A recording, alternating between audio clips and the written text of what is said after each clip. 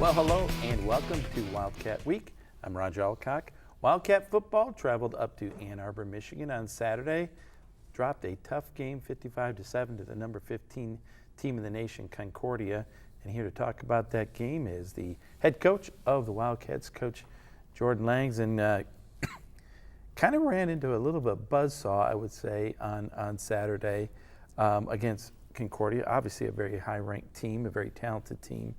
But I know, just talking with you a little bit, is maybe the score wasn't as bad as the game wasn't as bad as the score was indicated, but there were definitely some factors in that game that put you guys in some bad spots. Yeah, I mean, there's no doubt. We did not feel like we were that far off. We knew we were going to go into a really tough game, kind of like we did at Siena Heights a few weeks ago, but we made too many mistakes early on. We couldn't come back from. Special teams returns hurt us, interceptions for touchdowns. And we were defending short fields the entire game, and against a really good team like Concordia, you just can't do it. So we dug ourselves in a hole. Our kids did a great job of fighting and not quitting, and we needed to come out of that second half with a lot of toughness, and we needed to prove to ourselves that we could push the limits of what our toughness was, and that's what we preached to our kids, and I thought our kids did a good job of that. You know, the other thing I was going to ask you about was, and you mentioned already as we take a look at some highlights, but early on, they got on the scoreboard first after a big return, and you said, you know, you fell behind. And it wasn't just that you fell behind in the game; it's how quickly that happened with, you know, a turnover, a pick six, and I mean, we're just into the game. You're down 14-0. That is so hard to try to adjust to. That's why team football is so important, because it's about field position. It's about setting up the other side of the football, and we just didn't do it. We had to defend short fields the entire time. We didn't maintain drives. We gave up too much on special teams. We had flashes of showing that we belonged on that football field, and we sure as heck did. But you have to execute at a high level for 60 minutes, or in this conference, you're going to get buried like this. One of the things that playing quarterback in college football is you know, sometimes you get too much praise or too much credit, and sometimes you take too much blame for a defeat. I think most people, and I think we agree, you know, we're thrilled with the season Zach has had so far. But this was a tough game for him, no doubt. But he's done a great job leading this offense. Yeah, we're not where we are right now. We're not 6-3 without Zach Player at quarterback. So we're really thankful for the year that he's given us. He had a tough game. You know, when you're the leader of the team as the quarterback, this is the reality. It's the most important position in football.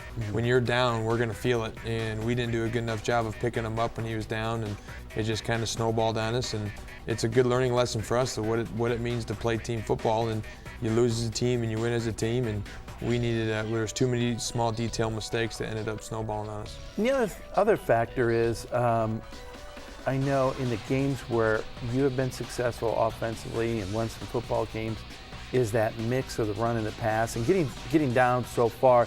Really didn't have the opportunity maybe to get Devontae in there or Tyrell rolling like maybe you would have liked to have had. Yeah, we wanted to play the game like we played at Olivet Nazarene, where us being efficient in the throwing game on early downs was going to supplement the run game, and then we keep them back on their heels with running the ball, and we just couldn't get to it. We weren't efficient enough in the pass game, flat out, and the run game was there enough to keep it balanced, but it can't be balanced unless we play efficiently in the pass game, and because of that, we just kind of got stuck behind ourselves. And you talked about the second half effort, and in the second half, I mean, you played those guys toe to toe. I think you know, they got to score and you guys got to score, but I do think that speaks a lot for this young football team, that they did respond, because a lot of teams could have just kind of put their heads down, and they did play a great second half. Yeah, and I think that's where we've really got to grow and mature as an entire football program. Is we have proven that from a talent perspective, we belong in the football field with every single one of these teams, and that's not going to change moving forward as we get bigger, faster, and stronger. But how we start emotionally and mentally at the beginning of the game has to change. And there's a few games where we start off great, and those games where we cruise, and if we don't, then we're fighting our youth a little bit, and we have to. The whole youth thing's has to stop being an excuse here very soon, and especially as soon as we turn the page into 2019, it's got to be behind us. Again, we're in the fourth quarter now. This was a really nice drive, and then it, you know, capped off by a really solid run by Devontae, who makes a great move, breaks some tackles, goes down the sideline, and so a good way at least to get on the scoreboard there and get some, kind of something positive to take away from that football game. The positive takeaway is the fact that we belong in that football field, and we've got to get better. We've got a lot of things we can improve on as a football team, and we're excited that that's the case, and we're sitting at 6-3. So life's about perspective, and we got to have that perspective that we're right where we need to be as a football program, and we need to learn and grow from this the same way we said that we had to learn and grow on September 1st. So that's what we anticipate doing, and that's the expectation these next 2 weeks. Defense making a nice stop there in the backfield, and again now kind of winding the clock out here. Coach, as we kind of wrap up this game, this wraps up 4 consecutive road games, which to go 2 games on the road is one thing, 2 consecutive or 3, but to go 4 consecutive road games, of course, that's just the way the schedule worked out this year. Not an easy thing to do, and that's not only a 4-game stretch, that's an even longer stretch with those road trips. Yeah, it is, and I think that's the reality of our kids, a bunch of 18, 19, 20-year-olds having to experience that for the first time. It's just a reality of our situation, and at no point will we ever use that as an excuse, because we have to be able to play through those things. And I think generally our kids really matured a lot through that experience, and I think it'll be ultimately a really good thing for us. But this is being able to respond emotionally and physically at the end of something that's so strenuous would have been great to see, and ultimately I am proud of the way the kids fought on Saturday. Well, as you said, Wildcats are 6-3. I think by most counts, people are just thrilled with this first year of Wildcat football. But there's 1 game left to be played. You have the bye week, and then you take on Lawrence Tech. One last chance for the guys to play at home in front of the home crowd, and a great chance to kind of cap off this first season in a great way. Yeah, and I'll tell the kids here this afternoon is, first of all, 7-3 is way better than 6-4, and let's make sure we get that done. And the only way that this loss to Concordia snowballs into the off season is if we don't take care of business on next Saturday. If we take care of business against Lawrence Tech, you're right, we end it with the cap we want, and we move into the season on a high note.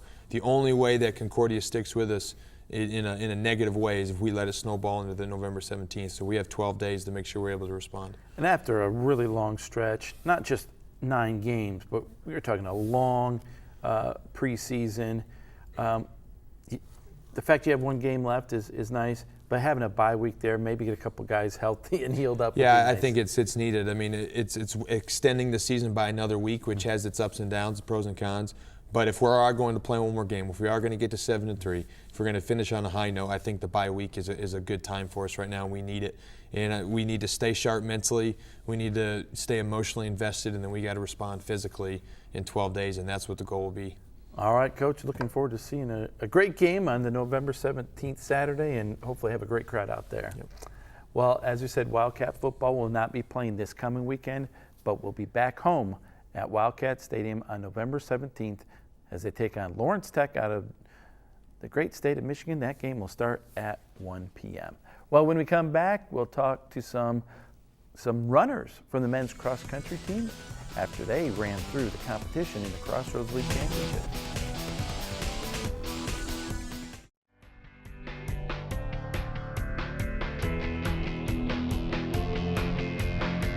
Well, welcome back to Wildcat Week. The men's cross-country team has had quite the successful season. Just this past weekend, they won the Crossroads League Championship.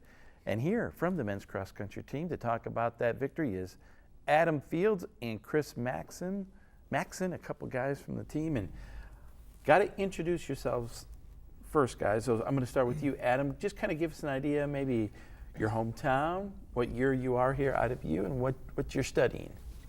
I'm a junior here at IWU. I'm from Lafayette, Indiana. It's in the Purdue area, but I am actually an IU fan. Okay. We can see that. Yeah. And then studying here, I'm a criminal justice major with a psychology minor. So with that, you got another year of school left, but do you have maybe a career path you would leaning towards, or maybe you would like to accomplish? Yeah, I'm kind of focusing on that, like the law enforcement side. I'm on the campus police here, so it's kind of getting me ready for that area of career and stuff like that. So I'm looking at maybe like one of the police departments back home for a few years, and then hopefully get into detective work, which is where the psychology would kind of help out. Awesome. So. All right. Well, then we have Chris Maxon. And Chris, give us an idea where you're from and what year you are in school, what you're studying. I'm a sophomore from Thomasville, North Carolina, and I am studying exercise science for pre-physical therapy. Awesome. Now you came all the way from North Carolina. Your older brother was a student here as well. Did he run?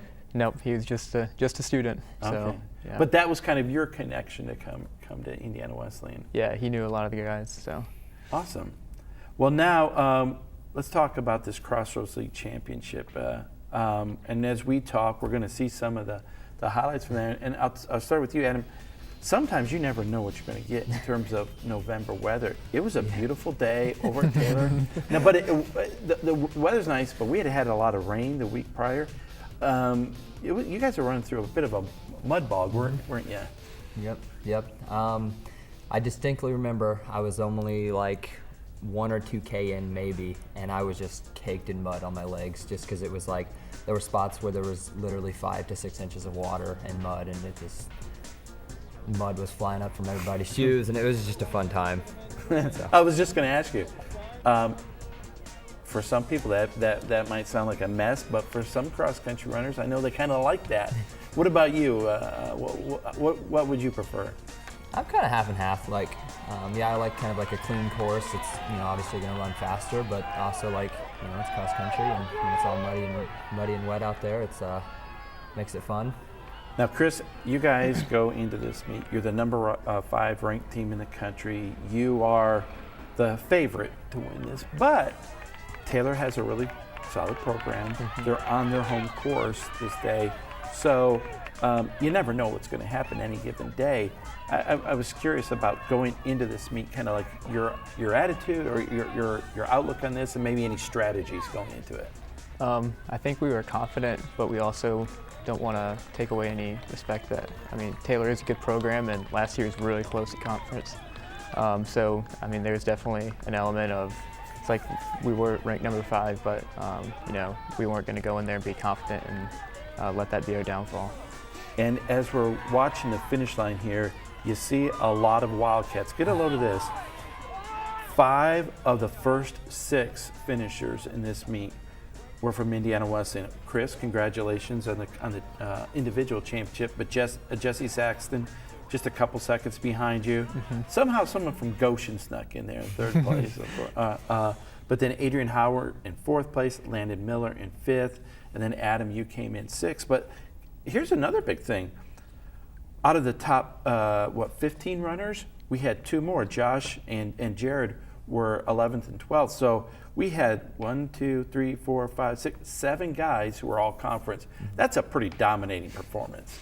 Yeah. Have you ever been involved with either in high school or college where in a championship race where like, man, our team dominated like that?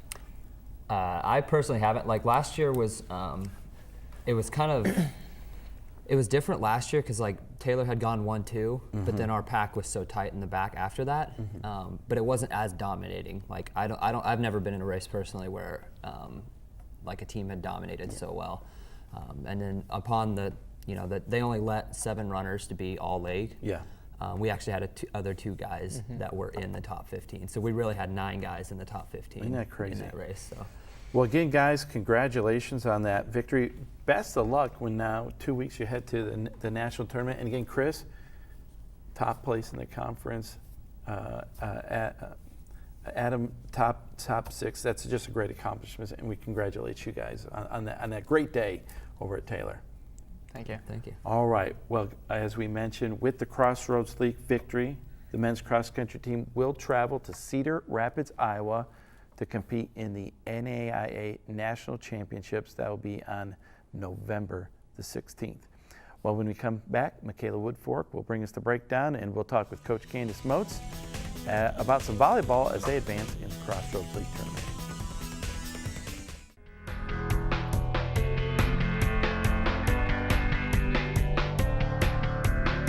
Well, welcome back to Wildcat Week. We have so many different sports competing on this campus, and to help us bring us up to date in a 2-minute drill on what's going on, we send it over to Mikala Woodfork for this week's breakdown. Thanks, Roger. The women and men's cross-country teams participated in the Crossroads League Championship hosted by Taylor and did an amazing job despite the wet and muddy conditions at the meet. The women came in second place out of 10 teams. Taylor came in first and Mount Vernon Nazarene came in third. The top 3 Wildcat runners were Rebecca Groh at 19 minutes flat, Christina Magers at 19:17, and Yvette Rojas at 19:18. The men got the championship title out of 10 teams. 5 of the 6 first runners to cross the finish line were all Wildcat players. Chris Maxon came in first at 25:55, also causing him to win the Crossroads League Individual Championship. Jesse Saxon came in second at the same time of 25:55, and Adrian Howard came in fourth at 26:40. The men's and women's soccer teams struggled a bit this past week. The men's team faced Huntington in the Crossroads League Tournament semifinals and lost 3-1. The women's faced 15th-ranked Marion in the Crossroads League Tournament quarterfinals and lost 2-1. The Wildcats were down in the beginning, but Lexus Garcia was able to come in after the half and tie the game in the 61st minute. But unfortunately, Marion was able to score in the last few minutes of the game, resulting in a loss for the Wildcats. The volleyball team was able to advance to the league semifinals after beating number 6 seed Spring Arbor in 3 straight games. The scores were 25-21, 25-17, and 25-15. They will next play number 2 seed St. Francis in Fort Wayne for the semifinals. Even though the swimming team lost to DePaul, they were able to come in first place in 6 different events. Sydney Darnell is still on fire and is looking like she's not going to stop until she qualifies for every single event in the NAIA Swimming Championships, because in this one she qualified for 2 more. The football team lost to 15th-ranked Concordia, who is the highest-ranked team that they play this season. Concordia started out super strong, and the Wildcats just couldn't keep up, resulting in a 55-7 loss. The women's basketball team is still trying to find their groove. They lost 73-54 to Southeastern. The ladies were only able to score 5 points in the first quarter, making it really hard for them to make a comeback. Finally, the men's team is still on fire. They were able to beat Michigan Dearborn 93-74. The Wildcats finished at 60% from shooting at the field and at 53% from the three-point range. Sam McCracken shot a perfect 6 out of 6 from the foul line, and Evan Maxwell collected the first double-double of the season. How great is that? Well, that's all I have for you this week on The Breakdown. Back to you, Roger. Well, Wildcat Volleyball has won 20 of their last 22 matches and are on their way to the Crossroads League Tournament semifinals. The head coach of the Wildcats, Coach Candace Moats, is here to talk about this season and the Crossroads League Tournament. And so, Coach, welcome back to Wildcat Week. And thank you, Raj. I know when this season started, the first 3 weeks were a little bit of a struggle, and a little stressful, but you had such a young team playing such a difficult schedule. I think it's remarkable now that we look at, now we're at the tail end of the season, what this team has accomplished in terms of, we said, have won 20 of their last 22, 16 of their last 17, they won 6 straight, and this team has really grown up a lot this year, haven't they? Yeah, that's probably what I'm most proud of, is just everybody's willingness to be okay with where they're at, but just commit to growth. And that commitment to growth has really helped everybody on the team, not just the people on the court, but everybody on the team to just be willing to go forward every day. And that's really helped us. Well, we're going to take a look at some highlights of the most recent win, and this was in the Crossroads League quarterfinals, and you finished 3rd in the regular season. You had 3rd seed. You're taking on the Cougars of Spring Arbor, who is a 6th seed, and I know you got off to a little bit of a slow start in this first set, because you were telling me, I think the girls were maybe a little nervous or a little too excited, a little too amped up, kind of had a lot of pressure on themselves. Yeah, I think, it's kind of a new experience for them to kind of go in you know, we've been kind of the underdogs, and now, you know, we've established ourselves a little bit, and so that pressure was kind of new for them to feel that, and realizing that, wow, you know, we could lose tonight and be done. And I think that gave them, maybe got them into a little bit of a trapped mindset, you know, and I just really worked hard at trying to free them up, because I knew we were going to probably be able to handle this team, you know, and always the first rounds, I don't know how many years that first rounds just never go real smooth. But, you know, it's okay to, like, play free, because errors, you know, as long as you don't keep making the same ones, are going to happen. You can't play a perfect game. Well, and especially in volleyball, that is a game of, I mean, where momentum comes into such play, where there can be little runs in there, and like you said, if you get tight or if you get a little anxious, some things can certainly go wrong for you. But you're able to, in this first set, kind of pull away. It was tied there for a little bit in the middle part of the set, but then you're able to pull away, and we're going to see the win here in set number 1. But was there a point in this first set where maybe the tide turned, or the switch came on?